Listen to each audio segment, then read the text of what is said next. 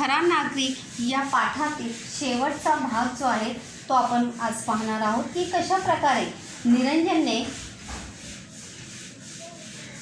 लोकांचे प्राण वाचवण्यासाठी आपला पेपर त्याने त्या दिवशीचा पेपर त्याने दिला नाही आणि त्याने कोणाकडे धाव घेतली होती? स्टेशन मास्तरकडे धाव घेतली होती.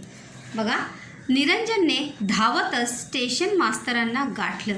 धावतच याने दौड़ते हुए, भागते हुए. गाठने याने भेटणे. यहाँ पर गाठने का अर्थ क्या है? भेटणे.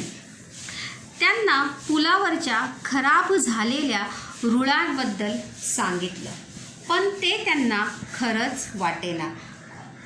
स्टेशन मास्तरला निरंजनने सर्व हकीकत जी आहे ती सांगितली आणि कशा प्रकारे त्या पुलावरच्या खराब झालेल्या रुळाबद्दल सुद्धा निरंजनने स्टेशन मास्तरला सांगितलं, परंतु स्टेशन मास्तरांचा निरंजनवर विश्वास काही बसत नव्हता. निरंजनचं बोलणं किंवा निरंजनने जे सांगितलं ते स्टेशन मास्तरांना काही खरं वाटत नव्हतं. खरंच वाटे ना, मतलब विश्वास नहीं बैठ रहा था, सच्चाई पर विश्वास नहीं था. खरं का अपोजिट क्या होगा? खोटे. खराब म्हणजे बिघाड. खराब का समानार्थी शब्द क्या होगा? बिघाड झालेल्या. रूळ याने क्या? पटरे. अखेर निरंजनने आर्जव केली. आर्जव करणे हा काय आहे? वाक्यप्रचार आहे. आर्जव करणे, विनंती करणे. शेवटी निरंजनने स्टेशन मास्तरांना काय केली आहे? विनंती केलेली आहे की निदान पाहून आल्याशिवाय तरी गाडी सोडू नका. प्रश्न पण येऊ शकतो की निरंजनने स्टेशन मास्तरांना कोणती विनंती केली की जोपर्यंत तुम्ही स्वतःच्या डोळ्यांनी खात्री करत नाही आहे, तुम्ही पाहून येत नाही आहे, तोपर्यंत तुम्ही गाडी जी आहे, रेल्वे जी आहे ती सोडू नका. मी खोटं बोलत असेल तर मला पोलिसांच्या ताब्यात द्या. अगर मैं झूठ बोल रहा होगा तो मुझे किसके हवाले करिए? पुलिस के हवाले आप मुझे करे. ताब्यात देणे म्हणजे हवाली करणे. एवढं बोलल्यावर स्टेशन मास्तरांनाही त्याच्या बोलण्यात तथ्य वाटू लागले. तथ्य वाटणे म्हणजे सत्यता वाटणे. हा सुद्धा काय आहे? वाक्य प्रचार आहे. तथ्य वाटणे म्हणजे सत्य वाटणे किंवा सच्चाई लगना या सच्चाई खरे वाटणे. तथ्य वाटणे म्हणजे खरे वाटणे. स्टेशन मास्टर को भी निरंजन की बातों में सच्चाई लगने लग रही थी, क्योंकि निरंजन इतनी आर्जव कर रहा था, विनती कर रहा था, तर स्टेशन मास्तरांना सुद्धा वाटलं की आपण खरोखर त्याच्याबरोबर जाऊन काय करायला हवे, याची चौकशी आपण करायला पाहिजे. उगाच धोका नको म्हणून गाडी थांबवायला सांगून ते पुलाकडे गेले आणि निरंजनचं त्यांनी ऐकलं आणि गाडीला रेल्वे जी आहे, ट्रेन जी आहे सोडली नाही. ट्रेन को वहाँ पर उन्होंने रोक के रखा प्लेटफॉर्म पर और वो स्वयं स्टेशन मास्टर जे आहेत ते स्वतः त्या पुलाकडे पाहणी करण्यासाठी गेले. कोण गेले? पाहणी करण्यासाठी स्टेशन मास्तर पुलाकडे निघाले. निरंजनने नेमकी जागा दाखवली. नेमकी म्हणजे योग्य. नेमकीचा समानार्थी शब्द काय आहे? योग्य, एकदम ॲक्युरेट. निरंजन ने नेमकी जागा दाखवली. इसका अज्ञार्थी क्या होगा? निरंजन नेमकी जागा दाखव. फारच भयंकर, कल्पना करता येणार नाही असा भयंकर अपघात झाला असता. और उस रेल की पटरी की हालत देखकर स्टेशन मास्टर जे आहेत ते एकदम आश्चर्य होतात आणि त्यांना आश्चर्याचा धक्का बसतो आणि ते फारच भयंकर. भयंकर म्हणजे मोठे. कल्पना करता येणार नाही असा भयंकर अपघात झाला असता. मोठा अपघात झाला असता. अपघात म्हणजे दुर्घटना, भयंकर म्हणजे मोठा. स्टेशन मास्टर त्या परिस्थिती किंवा त्या रेल्वेच्या रुळाची परिस्थिती पाहिल्यानंतर त्यांना परिस्थितीची जाणीव होते आणि खरोखर हा मुलगा खरं बोलला होता यावर त्यांचा विश्वास बसतो. स्टेशन मास्तरांनी लगेच गाडी दीर्घकाळ थांबवण्याचा आदेश दिला. दीर्घकाळ म्हणजे जास्त वेळासाठी. अभी इसके पहले स्टेशन मास्टर जे आहे ते बस ट्रेन को थोड़े समय के लिए वहाँ पर रुक कर आए थे. परंतु आता स्टेशन मास्तरांनी ती गाडी जी आहे ती थांबवण्यासाठी जास्त वेळ. दीर्घकाळचा विरुद्धार्थी शब्द काय होणार आहे? अल्पकाळ. दीर्घकाळचा विरुद्धार्थी शब्द अल्पकाळ. थांबवण्याचा आदेश दिला. आदेश देणे, सूचना देणे हा सुद्धा वाक्यप्रचार आहे. आदेश देणे, सूचना देणे. कोणी आदेश दिला ट्रेन थांबवण्याचा किंवा रेल्वेगाडी थांबवण्याचा? स्टेशन मास्तरांनी आदेश दिला. बघा चौकटी पूर्ण करा के लिए जब एक एक बॉस के लिए इसमें से कोई भी प्रश्न जो है वो पूछ सकते हैं. तर कोणी आदेश दिला होता? स्टेशन मास्तरांनी आदेश दिला होता. काय थांबवण्याचा आदेश दिला होता? गाडी, रेल्वेगाडी थांबवण्याचा आदेश दिला होता. आणि ते या घटनेचा पंचनामा करायला लागले. पंचनामा म्हणजे उस घटना की शहानिशा वो करने लगे की ही घटना जी आहे कशा प्रकारे घडली अथवा क्या हुआ होगा, किसने किया होगा, किस प्रकार से, ये पूरा ब्यौरा जो है त्याला काय म्हणतात? पंचनामा. पोलीस लोक बघा आल्यानंतर कोणत्याही घटनेचा काय करतात? पंचनामा करतात. की आधी कोणी पाहिलं, त्यानंतर पहिल्यांदा जेव्हा तुम्ही पाहिलं त्यावेळी त्या म्हणजे जिथे दुर्घटना झाली असेल किंवा जहाँ पर वो पंचनामा कर रहे हैं वहाँ पर सबसे पहले किसने देखा, वहाँ पर सबसे पहले परिस्थिति क्या थी, ये सब बातें जो है पंचनामा में पूछी जाती हैं. पंचनामा म्हणजे 5 व्यक्तींनी केलेला पंचनामा. घटनेचं गांभीर्य आणि गंभीरता मोठं लक्षात घेऊन जिल्हाधिकारी, जिल्हा पोलीस अधीक्षक, सारे अधिकारी तात्काळ त्या ठिकाणी जमा झाले. प्रश्न पण आहे बघा, घटनेच्या ठिकाणी कोणकोणत्या व्यक्ती जमा झाल्या किंवा कोणकोणते अधिकारी आले? तर एक काय आहे? जिल्हाधिकारी, दुसरा जिल्हा पोलीस अधीक्षक आणि तिसरा काय आहे? सारे अधिकारी. सारे अधिकारी मतलब और भी रेलवे के जो दूसरे इंचार्ज है, जो ऑफिसर है, वो भी तात्काळ म्हणजे तुरंत, लगेच, पटकन त्या ठिकाणी जमा झाले. जमा होणे, एकत्रित होणे. वाक्यप्रचार आहे. पहिली खबर देणारा म्हणून निरंजनलाही थांबावं लागलं. और निरंजनने सबसे पहले इस घटना को या घटना होने से पहले जो रेल्वेचा जो रूळ उखडलेला होता, तिथे जे मोठं भगदाड पडलेलं होतं, वो सबसे पहले किसने देखा था? निरंजन ने देखा था. इसीलिए नाईलाजावस्तव निरंजन को भी वहाँ पर रुकना ही पड़ा. एवढा मोठा अपघात त्याच्या चाणाक्षपणामुळे टळला म्हणून त्याचं कौतुकही झालं. और इतनी बड़ी दुर्घटना निरंजन के चाणाक्षपणा. चाणाक्ष म्हणजे हुशार. चाणाक्षचा समानार्थी शब्द काय आहे? हुशार, तल्लख. जैसे हिंदी में देखो चालाक कहते हैं. तर त्याला चाणाक्ष म्हणजे काय? त्याच्या हुशारीमुळे आजचा जो अपघात आहे तो टळला होता आणि इतक्या लोकांचे प्राण जे आहे ते आज वाचले होते. तो इसीलिए वहाँ सभी लोग जो है किसकी प्रशंसा कर रहे थे? निरंजनचं कौतुक करत होते. परंतु त्यावेळी निरंजन मात्र दूर एका झाडाखाली बसला होता. लेकिन सभी लोग निरंजन की तारीफ कर रहे थे, लेकिन निरंजन वहाँ पर अकेला ही निराश होकर बैठा था. निरंजन कुठे बसला होता?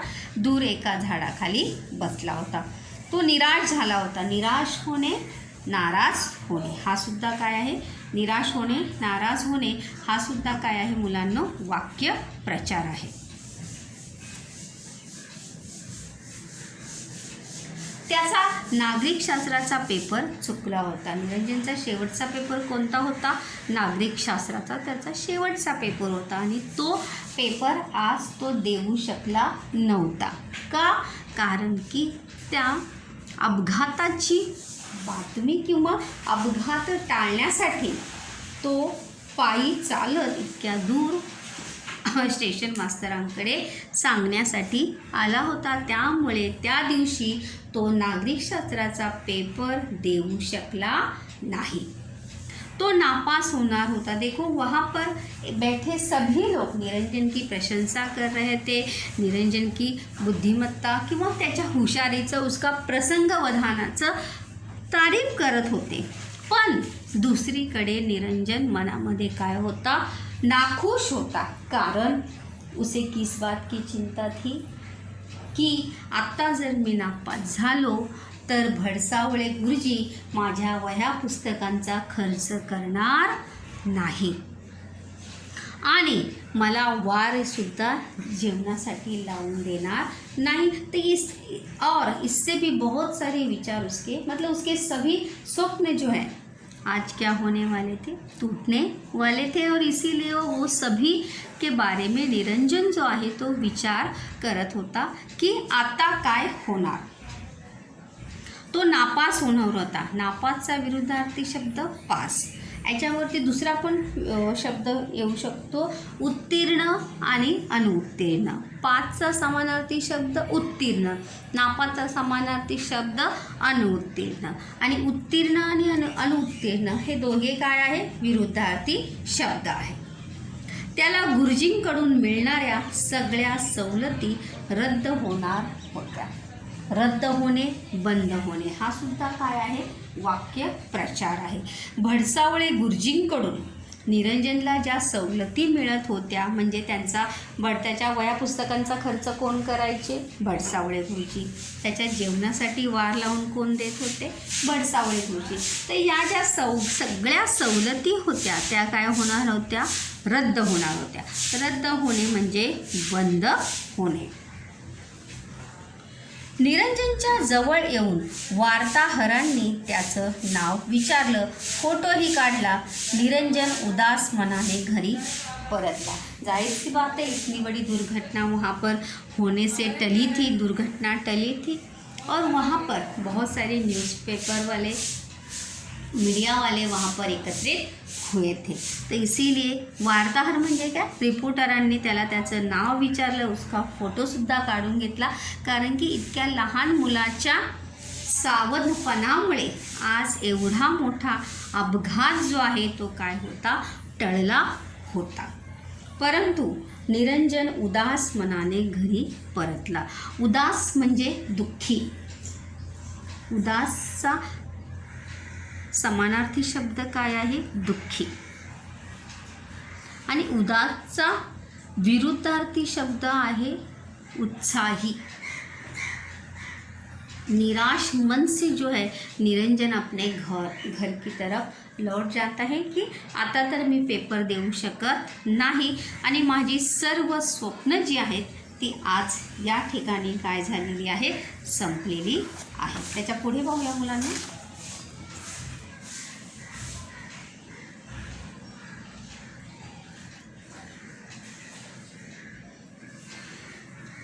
दुसऱ्या दिवशीच्या वर्तमानपत्रात निरंजनची स्तुती फोटो सकट छापून आली होती. और दूसरे दिन के न्यूज़पेपर में निरंजनचा फोटो आणि त्याची प्रशंसा सगळ्या पेपरमध्ये काय आली होती? छापून आली होती. आणि भीषण अपघात टाळल्याचं श्रेय त्यालाच देण्यात आलं होतं. आणि जो भीषण म्हणजे काय? सर्वात भीषण म्हणजे मोठा अपघात टाळल्याचं श्रेय यानी क्रेडिट. इसका पूरा श्रेय जो है किसे दिया जा रहा था? निरंजनला त्याचं देण्यात आलं होतं. परंतु निरंजनला या गोष्टीचा जराही आनंद झाला नव्हता. क्योंकि देखो निरंजन की परिस्थिति जिस प्रकार उस समय थी तो इसीलिए उसके लिए उस समय सबसे ज़्यादा ज़रूरी निरंजनसाठी जर काय असेल तर त्यावेळी काय असेल? त्याची शाळा आणि त्याचं शिक्षण. तो इसीलिए इसके अलावा निरंजन के मन में और कोई भी बात जो है वो निरंजनच्या मनामध्ये नव्हती. प्रश्नसुद्धा आहे तर बघा की निरंजन खरा नागरिक हे विधान तुमच्या शब्दात स्पष्ट करा किंवा खरा नागरिक या पाठाचा आशय तुमच्या शब्दात लिहा किंवा खरा नागरिक कसा असला पाहिजे याविषयी तुमचे मत स्पष्ट करा. भीषण अपघात टाळल्याचं श्रेय त्यालाच देण्यात आलं होतं. त्या दिवशी मावशीच्या घराकडे मोठी मोठी माणसं आली और उसे मिलने के लिए बहुत बड़े बड़े लोग वहाँ पर उस दिन आए थे. खुद्द म्हणजे स्वतः, स्वयं. खुद्दचा समानार्थी शब्द स्वतः. जिल्हाधिकारी आले, शाळेचे मुख्याध्यापक आणि भडसावळे गुरुजीही आले. उस दिन उसे मिलने के लिए वहाँ पे स्टेशन जिल्हाधिकारी, मुख्याध्यापक आणि भडसावळे गुरुजीसुद्धा त्याला भेटण्यासाठी आले होते. निरंजनने धावत पुढे होऊन गुरुजींचे पाय धरले. पाय धरणे म्हणजे पायात पडणे, नमस्कार करणे. निरंजनने काय धरले? पाय धरणे म्हणजे शरण येणे. पाय धरणे, शरण येणे. रडत रडत तो म्हणाला, स्वल्पविराम आहे बघा, रडत रडत तो म्हणाला, गुरुजी बघा दुहेरी अवतरण चिन्ह.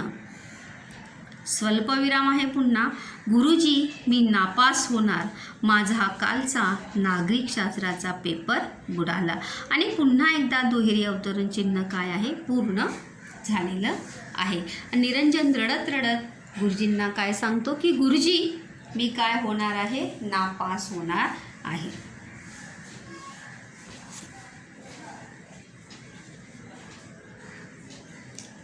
माझा कालचा नागरिकशास्त्राचा पेपर बुडाला. पेपर बुडाला म्हणजे मी काल पेपर देण्यासाठी जाऊ शकलो नाही, तर त्यामुळे मी काय होणार आहे? नापास.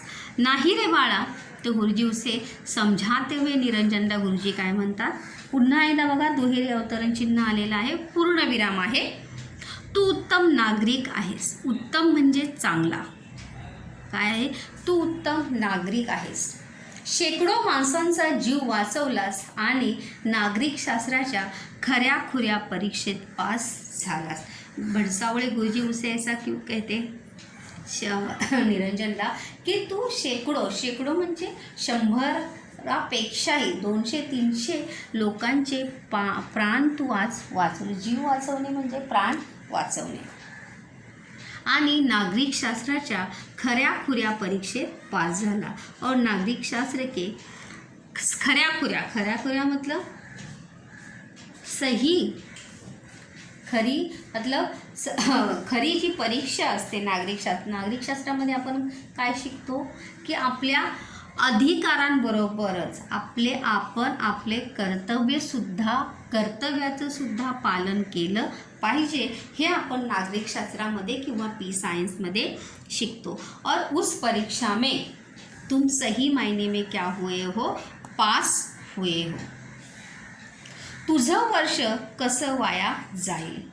बघा, तुझं वर्ष कसं वाया जाईल याचं विधानार्थी वाक्य कसं होणार आहे?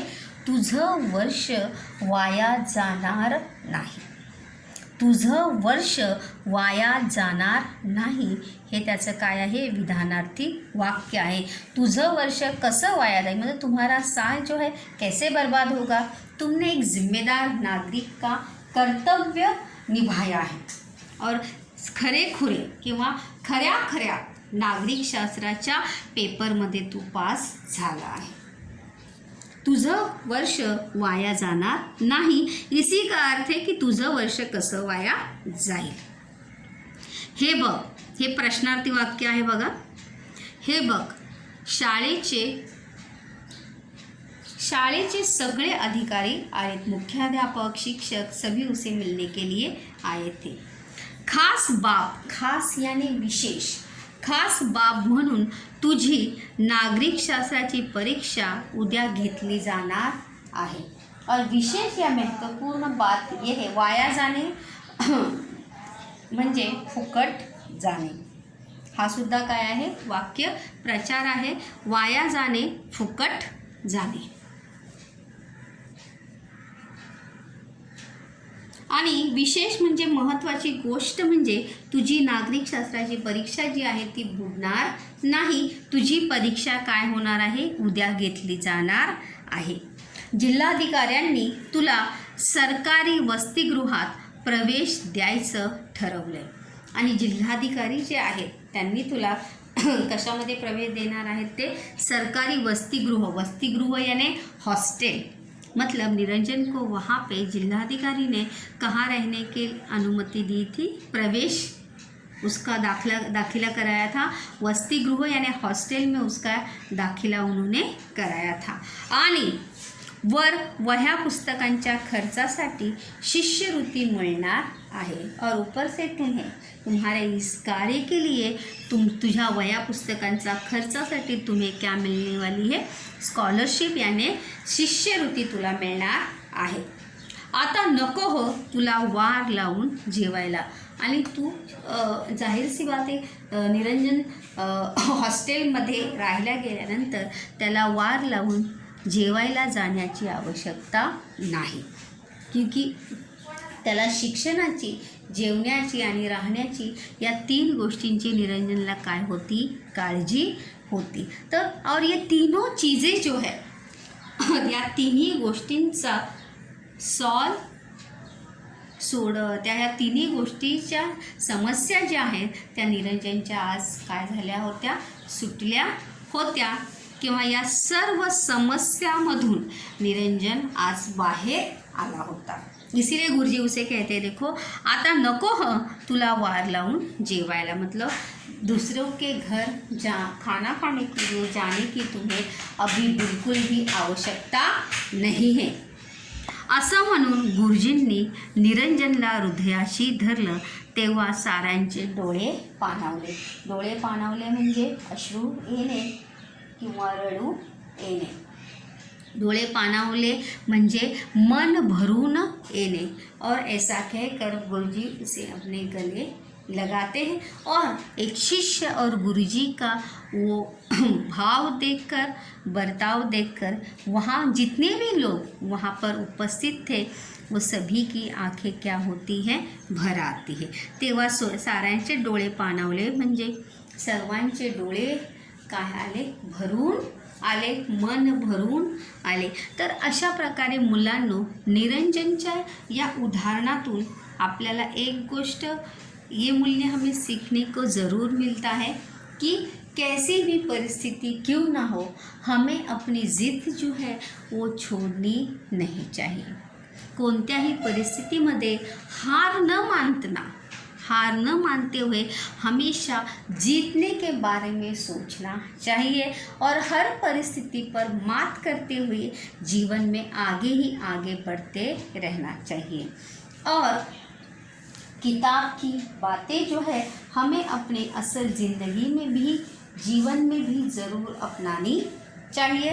कारण कि प्रत्येक पाठ, प्रत्येक कविता हमें कुछ न कुछ मूल्य ज़रूर सिखाता है. जैसे हा धडा होता आपला खरा नागरिक. तर माणसा एक खरा नागरिक जो आहे तो कसा असायला पाहिजे याचं उत्तम उदाहरण निरंजनच्या माध्यमातून आपल्याला पाहायला मिळतं. याच्यावर सोमताचे प्रश्न बघा की खरा नागरिक कसा असला पाहिजे असे तुम्हाला वाटते, किंवा खरा नागरिक कसा असावा यावर तुमचे विचार किंवा तुमचे विचार स्पष्ट करा. दुसरा प्रश्न आहे, तुम्हाला निरंजनशी मैत्री करायला आवडेल का.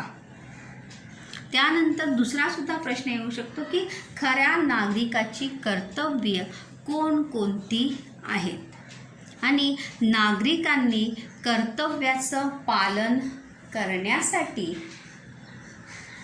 आपण कर्तव्याचे पालन करताना आपण कोणकोणत्या गोष्टींची काळजी घेतली पाहिजे हे तुमच्या शब्दात स्पष्ट करा. त्यानंतर दुसरासुद्धा स्वमताचा प्रश्न येऊ शकतो की या पाठाच्या आधारे, खरा नागरिक या पाठाच्या आधारे तुम्हाला निरंजनचे कोणकोणते गुण या पाठातून तुम्हाला पाहायला मिळतात किंवा कोणकोणते गुण दिसून येतात.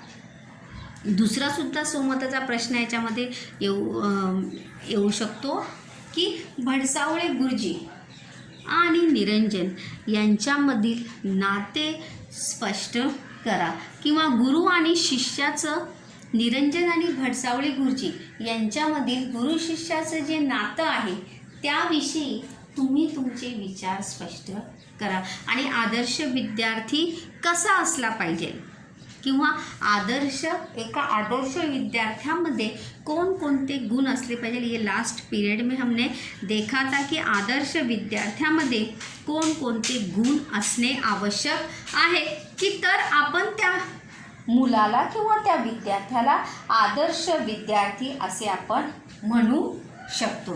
तर अशा प्रकारे मुलांनो, हा आपला जो खरा नागरिक पाठ 15वा धडा जो आहे तो या ठिकाणी काय झालेला आहे, संपलेला आहे. आय होप की नक्कीच तुम्ही निरंजनच्या या गोष्टीतून प्रेरित होऊन तुम्ही तुमच्या जीवनामध्ये प्रत्येक गोष्ट मिळवण्यासाठी किंवा हर चीज़, हर परिस्थिति पर, हर समस्या पर मात करते हुए जीवन में आगे ही आगे बढ़ते जाएंगे और सफलता प्राप्त करेंगे.